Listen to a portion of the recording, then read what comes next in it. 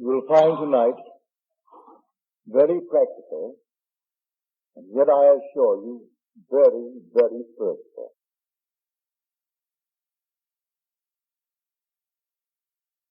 Christianity has to be continually redeemed from secular history.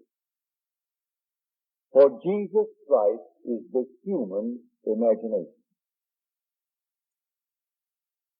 As Paul tells us in his first letter to the Corinthians, we have received not the spirit of the world, but the Spirit which is from God, that we might understand the gift bestowed upon us by God.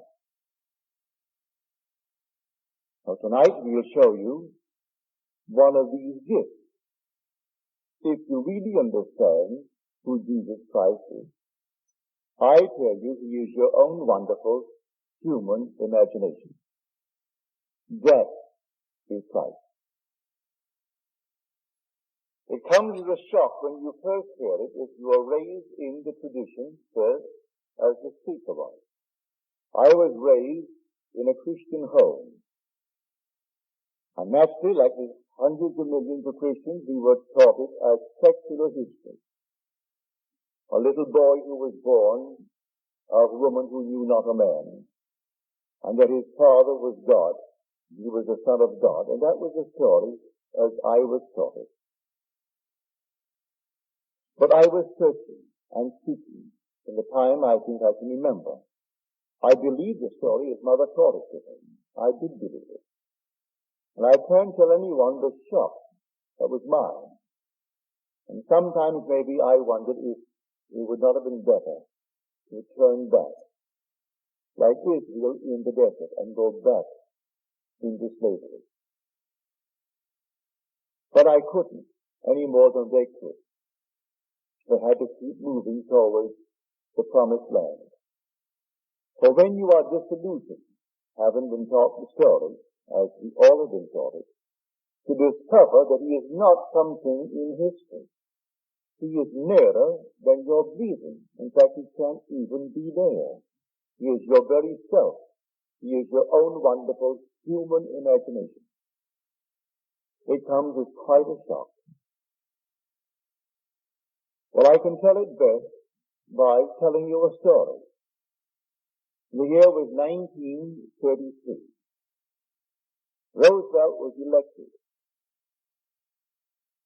I had been in this country for 11 years. I never really wanted to go back to Barbados.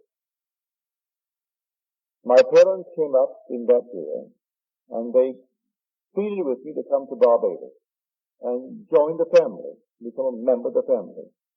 And I declined. I said no. I saw them off at the boat. And strangely enough, as they sailed, and they were on the deck, and I waved goodbye to them, a peculiar feeling came over me. And I had a desire that I never had in 11 years, to go to Barbados. I had just said goodbye to them, and said no to their request. They would have paid all expenses and brought me back, and everything would have been perfect. Then from the boat, I went to my old friend, Abdullah. He was born, so I am told, in Ethiopia. He was a black man, raised in the Jewish faith, but really understood Christianity as few men that I ever met understood it. He understood the law, not the promise. He understood the law. So I went to him and I told him the feeling that came over me, that I wanted to go to Barbados. I just waved at my parents, and a peculiar feeling possessed me. And he said to me, "You are in Barbados." Well, that did not make sense to me. I'm standing in this place on 72nd Street off Central Park West. That's where he lived. He lived at 30 West 72nd Street. Here I am in this place, and he's telling me that I am in Barbados. He didn't explain what he meant. So, as the days went by, I say to him, Ab, I am no nearer to Barbados than I was when I spoke to you. And he said to me, if you are in Barbados, you cannot discuss the means of getting to Barbados. You must actually live in Barbados, in your imagination, as though you were there, just as if, and view the world from Barbados. If you sleep in Barbados and view the world from Barbados, the means will appear and you will go to Barbados. But as far as I am concerned, you are already in Barbados. Because you desire it very intensely. All you have to do is simply to enter it. And you enter it now in New York City, even though that's 2,000 miles across water, and you aren't going to walk across water. But you enter Barbados and view the world from it. If you see the world from Barbados, then you have to be in Barbados. He did not explain to me then, but I learned later, that man being all imagination, man is wherever he is in imagination. And imagination is the God in man, that is the eternal body of the Lord Jesus Christ. And all things are possible to him. And by him all things were made, and without him was not anything made that was made.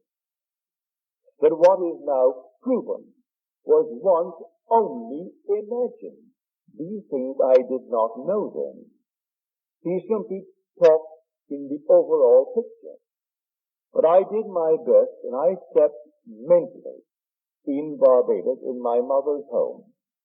I looked at the world and saw it from Barbados. I saw New York City 2,000 miles to the north of it, the northwest.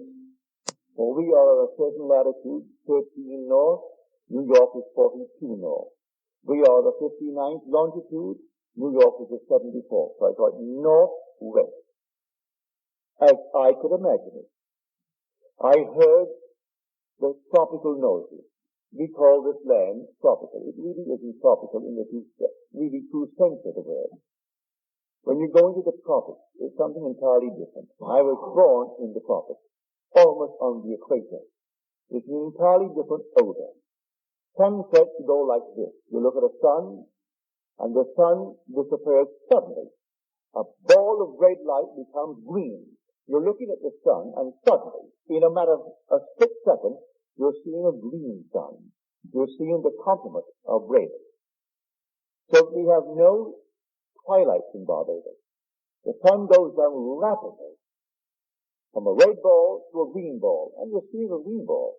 So the whole atmosphere differs.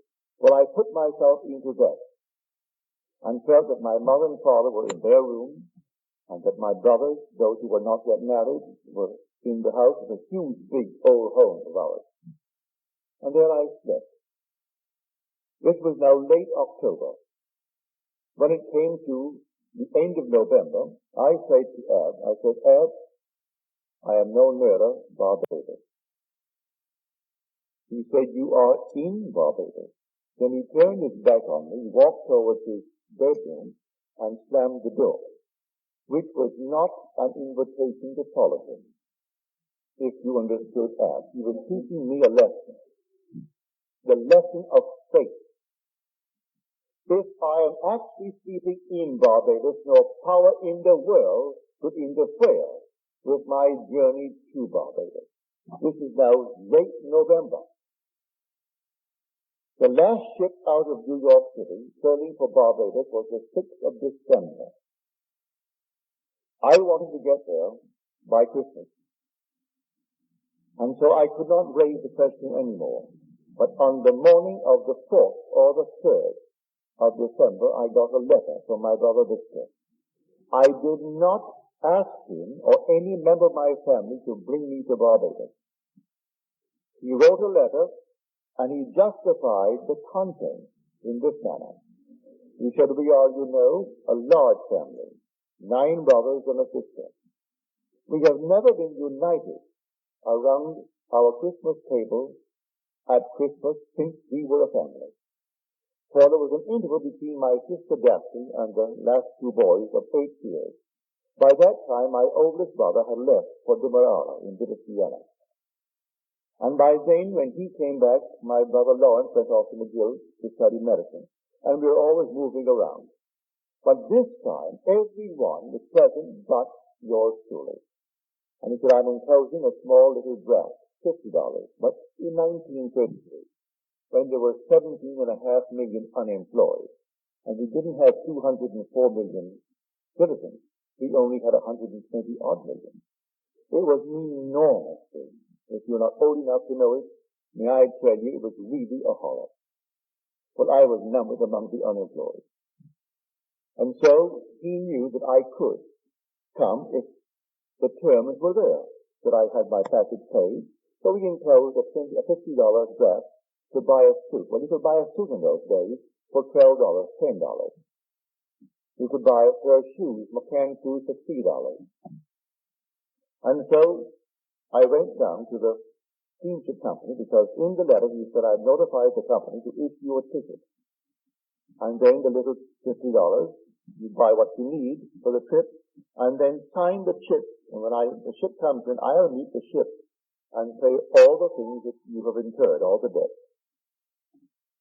When I went down to the ship, they said to me, I'm sorry, Mr. Goddard, but we do not have a first-class passage for you. We can accommodate you third class. You have the first-class accommodation for meals, and you can have all the other areas of the first class. But for sleeping, you have to go to the third class. I said, perfectly all right with me, I'll take it. I went back to Abdullah, and I told him. You know what he did?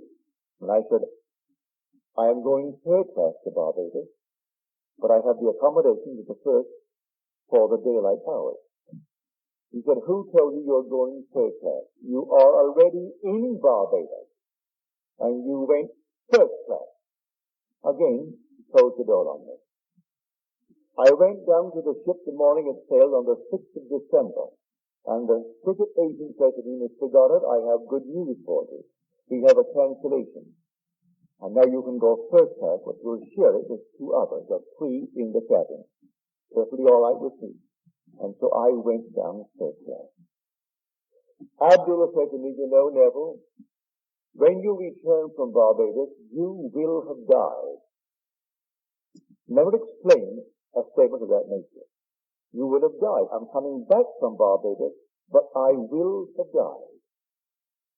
He spoke in this cryptic manner. Well, I did. I went down to Barbados. I was a strict vegetarian. I had not eaten one piece of meat or fish or fowl in 7 years. No smoking, no alcohol, no sex. Disillusion in my first marriage, and the whole thing was simply, I became a celibate. I came back from Barbados, and in Barbados I was the same being that I was when I arrived, to the annoyance of my family. For they made all their money in groceries, selling meat, fish, alcohol, everything. And I am enjoying a trip based upon their efforts, and here I am not taking what they are offering. On my way north, I did everything I had not done in 7 years. He was right. I died. That state of consciousness died. That's what died. Neville is the immortal being. That is, the inner man is immortal. I was locked in a state. The state I departed from, so as far as I am concerned, I died to that state. You see, life is nothing more than a hunger. This whole vast world is a hunger. And there are unnumbered states of consciousness from which you and I can view the world to satisfy that hunger. So we get out of one state into the other state, and we do it in the same way I went to Barbados. Sleeping physically in New York City, in my imagination I slept in Barbados. And my brother was moved to send me a ticket and justified it by telling me the story of the family who had never been together at Christmas, to make it easy for me to say yes. for I did not request it. I did not ask it. He simply wrote the letter and enclosed a little draft and told me to go and get my ticket. So I was there for 3 months and I came back, and then I tell you, to discover the creative power of the world with my own imagination was an awful shock. It was easier in the past to believe in an external Christ. Much easier to believe in an external God to whom I could pray. And then if he didn't answer, would say, well, all right, so he doesn't want me to have it. And I could justify failure. But then I had no escape. And that is a very difficult thing. I couldn't turn to the left or the right and praise or blame anyone, for I found the cause of the phenomena of life. And that cause was my own wonderful human imagination. And that is what Scripture calls God and calls Jesus Christ. Then I would read it differently, and I would go to the picture with him. I recall the day I took him to see a certain picture. And he said, Neville, tell me, did you get anything out of it? And I began to interpret it for him. It was to come to Monte Cristo. He said, interpret it for me. And when I did, he was so excited and so thrilled that I had learned the lesson. Everything is teaching us the same lesson in this world. There is nothing but God in the world. So here, I one day took up the chapter of John, the 14th chapter of John. And I interpreted this for him, because he would have me rise, and not more than, say, a dozen or 20 of us came to the meeting. He taught Hebrew. That's where I learned my Hebrew. And when I took the 14th of John and began to explain it in this manner, again, the excitement that came over me. Let not your heart be troubled. You believe in God. Believe also in me. In my Father's house are many mansions. If it were not so, would I have told you that I go to prepare a place for you?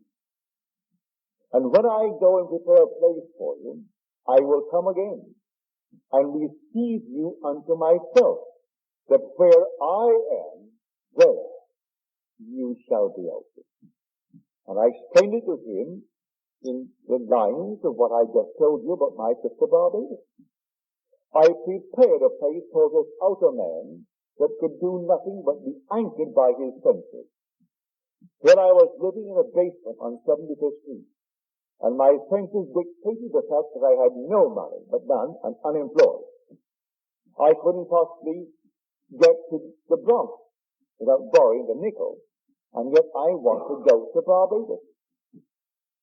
The inner man is my imagination, and that is the Lord Jesus Christ, and all things are possible to him, if I can believe him. So now I go and prepare a place for you, Neville, the outer Neville. And so I stepped in Barbados. And I saw the world as I would have to see it were I in Barbados. And in a short 6 weeks, the means came, and I made the most heavenly trip to Barbados, 3 months in Barbados, and a lovely trip back, bringing back adequate sums to tide me over for a while, all a gift of my family, which I did not solicit. So I then discovered who the Christ of Scripture was. He was my own wonderful human imagination. But by tradition, I faltered along the way. I went back to the traditional concept and the belief in my senses and the belief in the evidence of my senses and what they dictated, until finally you break through from the traditional God to the God of experience. I experienced God on that trip. Because who did it? I did it all in my imagination. And it came to pass. And if by him all things are made, and without him there is nothing made that is made. And I know exactly what I did was that I found him. I found him of whom Moses in the law and the prophets wrote. But I found him, and I so called him Neville. I didn't call him by another name, The Bible calls him Jesus Christ, which means God the Savior. But I found the Savior, and he was my own wonderful human imagination. And that was an awful shock, because here is a normal man with all the weaknesses of the world, all the limitations of the flesh, things that I had done of which I was not proud, and possibly felt capable of doing, and yet that was God. So your own wonderful human imagination, I know from experience, is God. That's the Christ of Scripture. Now, imagination plus faith is the stuff out of which we fashion our world. We are told that without faith it is impossible to please him. Read that in the 11th chapter, the 6th verse of the Epistle to the Hebrews. Without faith it is impossible to please him. Now what is faith? It's described in that same 11th chapter. But let me give you another definition. Faith is the subjective appropriation of the objective hope. I hope to go to Barbados. I subjectively appropriated it. Physically, I was in New York City on 75th Street. Subjectively, I was in Barbados. And then to prove that I was in Barbados, I simply looked at the world. If I could see the world as I would have to see it were I in Barbados, then I subjectively appropriated that state. If I slept in New York City and still know I am in New York City, I will remain there forever. There will be no change in my world. I had to subjectively appropriate my objective hope. My objective hope was to be in Barbados. Now, whatever one has as an objective hope, they must now subjectively appropriate it and sleep in that subjective appropriation. You want to be in, you name it. All right, you simply subjectively appropriate it. And that was the beginning of my transition from a God of tradition to a God of experience. And when I came back to New York City, friends of mine who knew me in the days when I never touched alcohol or smoking, I never acquired smoking. I tried it, but I couldn't seem to get it. Alcohol, I got. Other things, like, well, you name it, all these things I do. I trust not success, sometimes success, yes. But nevertheless, I did it to discover it didn't hurt me at all concerning my spiritual advancement. That they accused him, the human imagination, of being a glutton and a drunkard and a friend of sinners, one who loved the company of harlots and tax collectors and all the things of the world that people shun. And here was the human imagination in the midst of it all, trying to show everyone who he is, that he's actually buried in man, and he will rise one day in man as the man in whom he rises. And when it did happen to me in 59, what a shock. But it was back in 1933 that this thing actually began to unfold within me, when old Ad would not explain what he meant when he said to me, you are in Barbados. So if you say to me right now, I would like to have $100,000. If I were now telling you, as he would tell it to me, I would say, you have it. And if you do not sleep tonight in the possession of it, you are not doing what I have told you. If you want anything, you simply sleep in it, as though you had it. The secret of feeling as if it were true, that's the secret. And so we receive not the spirit of the world. The spirit of the world is doubt. The body of doubt is Satan. And as Blake so clearly and beautifully stated it, O my Satan, thou art but a dust, and dost not know the garment from the man. This is the garment, limited by its 5 senses. limited by what reason dictates to it. So tonight when I go to sleep, reason tells me you are now sleeping at 1025 Tower Drive. And reason is telling me what I have in the world. I suppose I don't like what I seem to have and reason dictates. I must dare to assume that I am that which I would like to do, and sleep in that state, rather than the state that my reason and my senses dictate. If I dare to do it, I know from the experience of 1933 that it works. I have taught that law to everyone who will listen to me. Many will listen, yes, many have proved it, but we are creatures of habit. And when all day long, in every moment of time, reason is dictating, we tend to go back to what reason dictates and what the senses dictate. But the being who is speaking in you is the Lord Jesus Christ and is your own wonderful human imagination. So he is telling you, be not afraid. Let not your heart be troubled. For in my Father's house there are many mansions. Mansions means states of consciousness. And these are all for the purpose of satisfying the hunger of a man. I hungered for Barbados. It was a state to satisfy that hunger. The day will come, there will be a hunger that not a thing in this world can satisfy but an experience of God. That's the state of consciousness. There is a hunger for money that nothing can satisfy but money. There's a hunger for fame and nothing but fame. Trivial as it is, not a thing will satisfy it but fame as you understand fame. So these are all states. So you enter into the state of the hunger and view the world from it and satisfy your hunger. For if you are now known as you want to be known, then the hunger to be known is satisfied.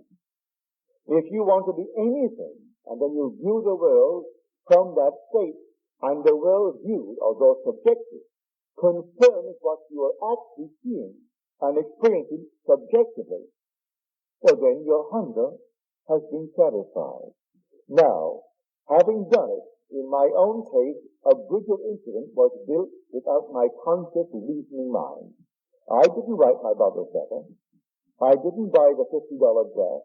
I didn't notify the shipping company to issue the ticket to me. All that came by mail. He was influenced 2,000 miles away by my assumption. I dared to appropriate subjectively my objective hope. So take your hope, your objective hope, and then appropriate it subjectively, and sleep in it as though it were true. If you dare to sleep in it as though it is actually true, in a way you do not know, that bridge of influence will appear, and you will be compelled to walk across that bridge to the fulfillment of the subjective appropriation. But when you get to the end, it is now the fulfillment of the objective hope. This is what this night I would share with you. I tell it from experience. And then from then on, when I found a crisis in my life, I applied it. I do not live by every second of time, because I am fairly satisfied with the life I live. And so there's no need for constant change in my life. But there are moments in the lives of all of us where we reach a crisis. And then you have to take action if you know who Christ is. For bear in mind, by him all things were made. And without him was not anything made that was made. So do not become so completely anchored to the outer garment which you think is yourself. It's only a garment. And forget the inner man, the imaginative man, who is the immortal you. That imaginative man is God himself. And the day will come that he will be born. For this whole vast drama, I could break it into three patterns. Innocence, experience, imagination. And when you reach that page, the first page of imagination, We're going towards the end. For we came out of the world of experience into a world, the world of innocence, into the world of experience. I move towards an awakening imagination, which is God himself. So we are told all things are possible to God. Then we are told all things are possible to him who believes. So the 19th chapter of Matthew tells us, with God all things are possible. The 9th chapter of Mark tells us, all things are possible to him who believes. So he equates God with a man who can believe. You can't get away from that equation. If all things are possible to God, and all things are possible to the one who believes, then he equates the one who believes with God. Now I know the difference between thinking from my wish fulfilled and thinking of it. I am always thinking from where I am and of where I am not. Right now I am thinking from this room and of my home where my wife is now. But this room is more real now than where she is, because I am thinking from her and I'm thinking of her. The secret is thinking from. When you enter into a state and think from it, you give it all the tones of reality. You give it all the sensory bitterness that you can muster. And then when you open your eyes and you break the spell, you think, well, what have I done? That was all imagination, the world would say. That's all it leads to, for imagination is God. You set in motion a reality, and you do not have now to devise the means which will be employed to move you from where you are physically to where you are in imagination. So listen to the words carefully. And now I go to prepare a place for you. And when I go and prepare a place for you, I will come again and take you to myself. But where I am, there you shall be also. He is speaking to this garment. This garment can't go. You put it on a chair, you put it on a bed, put it on the floor. But he, the inner man, can be any place in this world. I'm viewing the world from where he is in imagination, which is reality. He returns to the garment that he left behind, and he takes it to himself. So I will return, having gone and prepared the place, I'll return and take you to myself. That where I am, where? In consciousness, in my imagination, which is the only reality, there you shall be also. So I went into Barbados in my imagination, and that was Christ. But I left the little garment that I wore on 75th Street in New York City. Then I returned the next morning and took it up. All right. 6 weeks passed by, and seemingly nothing happened. But it came with sudden shocking.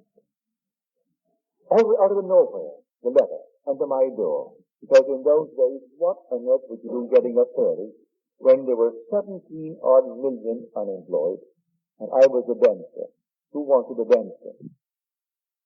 When they couldn't eat, how could they pay to go to see a dancer? If I could find a job in a restaurant, dancing for nothing but just for the food, I would have taken it. People who are not my age have no idea of the depression of those days. We speak of a recession today, where there are 6 million unemployed, there's 204 million in our country, and there were 17 odd million, and that was not quite the true figure. And we only had 120 odd million. If you know New York City, there's a place called Gimbels, and Gimbels moves all the way through to Penn Station. And the hallway walking through from Gimbels to Penn Station would be from there to about here. I have seen men 7 deep, all the way sleeping at night, no place to go. At least they had it easy for them. That's where they slept. They slept all over the place. And what they could bathe or eat out, that's what they got. We had no social security in those days. No welfare aid in those days. And we had 17.5 million unemployed. So I know what it is to go through that experience. And without one nickel, I can make a trip to Barbados that cost the family, well over $1,000. In those days, $1 was really $2 or $3 when it comes to buying things. But I did have fun. Got on that ship, and these two elderly men. So that was 1933, and I was born in 1905, so you know my age. I was the young one of the three. One was a Nazi of the extreme, dramatic fellow, making his ship down south, and one was an Orthodox Jew. And what a combination, the three of us. And so the Orthodox Jew, a little fellow, he saw my new suit. I paid $12.50 for it. And he said to me, how much did you pay for this? I said, $12.50. He said, they robbed you. I said, they robbed you? He said, yes. They robbed you. And let me tell you something. If it starts to rain, run. You'll never get out of it. They'll shrink right up to here on you. And here was this other fellow, both elderly gentlemen, the Nazi. He was ranting all day long how Germany is going to take over all the West Indies and eventually take over America. And the two others were at it. And the little Jewish Orthodox man was reading his Bible most of the time in Hebrew, but would talk to me about my suit or things of that sort. And the other fellow was all science. By science, he meant astrology. He believed in astrology. He believed in all these isms. Well, that was my 10 days at sea. What an experience. And it all adds up. In the end, it all adds up. So I had the most fabulous trip all the way down and came back to fulfill my strange prophecy. You would have died. And I did. I died to escape. Not the immortal man cannot die. But I didn't realize I was locked in a state until I began to sleep in another state and sleeping in another state. That state became the reality. And the old state that could not be fish or fowl or meat or eggs or anything delighted in eating fish and fowl and all the things that the other one couldn't do.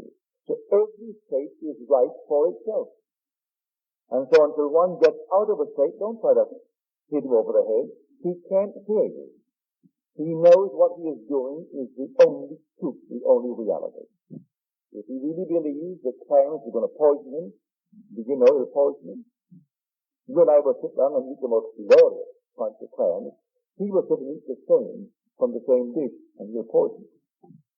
I had that experience when I was a strict vegetarian. I went to Toronto. A friend of mine invited me to her house there, and she could illustrate the salmon that she really prepared, a beautiful salmon. But I was not eating fish or meat or fowl or anything in those days. But as a guest, I was trained never to offend the host. And so I forced myself to eat what was put before me. It was the first time I broke myself in these many years. Do you know there were 7 of us at the table? My host and hostess, my dancing partner and her mother, and then 2 sons. There were a bunch of us around. And I was the only one with ptomaine poison. I came down, I was poisoned and poisoned beyond measure that night. And everyone ate the same fish. But I was eating against the grain of my own being. I knew I was doing wrong by my own, at the moment, moral, ethical code. And I was poisoned. And they all survived. Well, the body survived too. But I mean, I was really sick. So the most marvelous thing in the world will poison you if you think that it is wrong in what you do. So where is it? All in your own wonderful human imagination. That is God. And we ate of the tree of knowledge of good and evil. and came down in the world of experience. And there are only two things in the entire 66 books of Scripture that displeases God. You can read from beginning to end, and you will not find more than two that truly displeases God. And one is lack of faith in I am He. And the other is eating of the knowledge of the tree of good and evil. Now, we all have eaten of the tree of knowledge of good and evil. I know I have. But the whole vast world shines and turns away from that belief that I am He. So the lack of faith in I am He and eating of the tree of knowledge of good and evil are the two things that displeases God, as mentioned in Scripture. I can't find the third one. I find no third, only these two. So be still and know that I am God. As we are told, unless you believe that I am He, you will die in your sins. So the I am in you is your own wonderful human imagination. And you can put it any place in the world. You need not be anchored to where your senses tell you that you are. Now let me speak tenderly to a lady who is here. She wants to sell a home. You can't sell the home if night after night you sleep in that home. You have to sleep elsewhere. Mentally, I do not mean physically. Physically, I slept in a basement on 75th Street in New York City. But in my imagination, I slept in my mother's home in Barbados. And within 6 weeks, I was in my mother's home in Barbados. And then I had not a nickel towards the venture. It cost well in excess of $1,000. And it all made available as a gift. It was not a loan. It was a gift. If you want to sell that home, seriously, you have to actually let it go in your imagination and see as you would see and where you would see if you had sold it.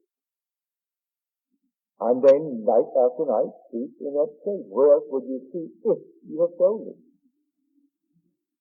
Unless you want to re-rent a room in your place, which is not what you want to do.